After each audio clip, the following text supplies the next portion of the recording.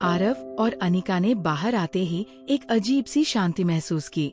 कुएं से बाहर निकलते ही उनके चारों ओर एक नई ऊर्जा का संचार हुआ। जैसे ही उन्होंने अपने आसपास के वातावरण पर नजर डाली, वे महसूस कर रहे थे कि उनकी यात्रा अब एक नए मोड़ पर आ चुकी थी। ये शांति उनके भीतर के उत्थान का प्रतीक थी और वे जानते थे कि उनका सामना अब एक अंतिम और निर्णायक संघर्ष से होने वाला था। हम अब एक कदम और करीब हैं, आरव ने गंभीरता से कहा। उसकी आवाज में आत्मविश्वास था। लेकिन हमें तैयार रहना होगा। ये वो क्षण है जब हमें अपनी असली ताकत को साबित करना होगा। अनिका ने उसकी तरफ देखा और हल्का सा मुस्कराया। हमारे पास अब कोई रास्ता नहीं है, हमें आगे बढ़ना ही होगा। जैसे ही वे आगे बढ़े, अचानक एक घना कोहरा चारों ओर छा गया। कोहरे में कोई भी आकृति स्पष्ट नहीं हो रही थी, लेकिन दोनों को यह महसूस हो रहा था कि कुछ बुरा घटित होने वाला है। उनके कदम धीमे हो गए थे और उनकी आंखों में एक दृढ़ता थी, जैसे वे किसी खतरनाक खतरे का सामना करने के लिए तैयार हों। ये कोहरा एक प्रकार का भ्रम है, आरव ने कहा। उसकी आवाज में अनिश्चितता नहीं थी।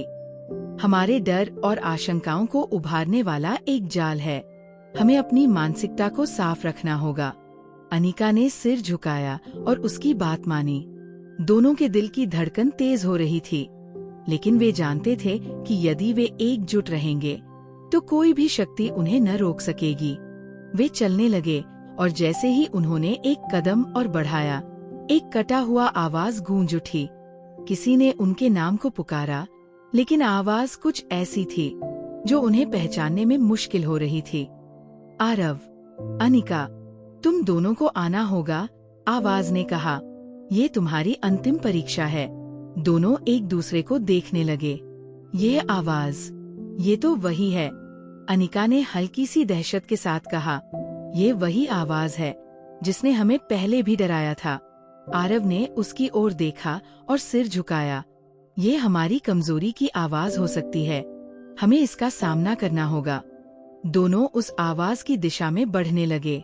जैसे जैसे वे आगे बढ़ते गए, कोहरा और घना हो गया और आवाज और तेज हो गई।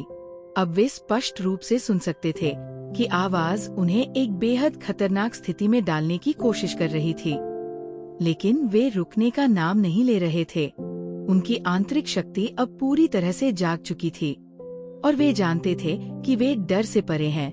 अचानक वे एक विशाल द्वार के सामने खड़े थे।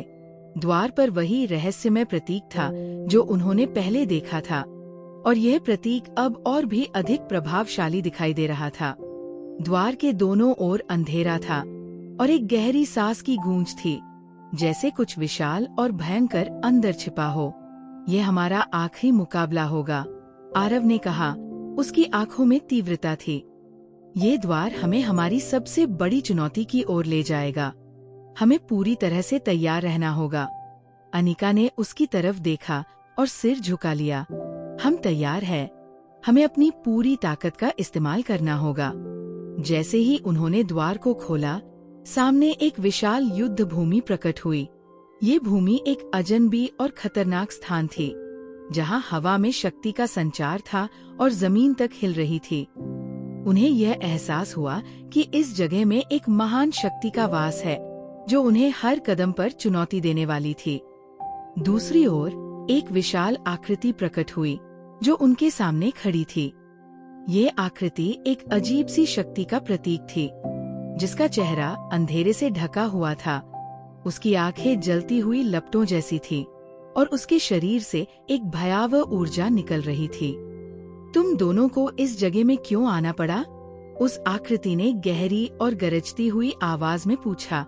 क्या तुम सोचते हो कि तुम मेरी ताकत को हरा सकते हो? आरव और अनिका ने बिना डर के उस आकृति की ओर देखा। हमने अपनी शक्ति को पहचान लिया है, आरव ने कहा। अब हम हर चुनौती का सामना करेंगे, चाहे वह कितनी भी बड़ी क्यों न हो। आकृति हंसी और उसके चेहरे पर अजीब सी मुस्कान फैल गई। तो फिर मुझे ये देखना है कि तुम्हारी शक्ति कितनी प्रभावशाली है। तभी आकृति ने अपनी शक्ति का प्रदर्शन किया और हवा में हलचल मच गई। उसकी शक्ति ने चारों ओर विस्फोट कर दिया और जमीन तक कांपने लगी। आरव और अनिका ने एक दूसरे को देखा और बिना किसी भय के युद्ध के लिए तैयार हो गए। ये उनका अंतिम परीक्षण था और वे जानते थे कि इस युद्ध में जीत ही उनका एकमात्र विकल्प था। अगले एपिसोड में क्या आरव और अनिका इस अंतिम परीक्षा को पास कर पाएंगे? क्या वे इस रहस्यमय शक्ति का सामना करने में सफल होंगे और अपने मिशन को पूरा कर पाएंगे?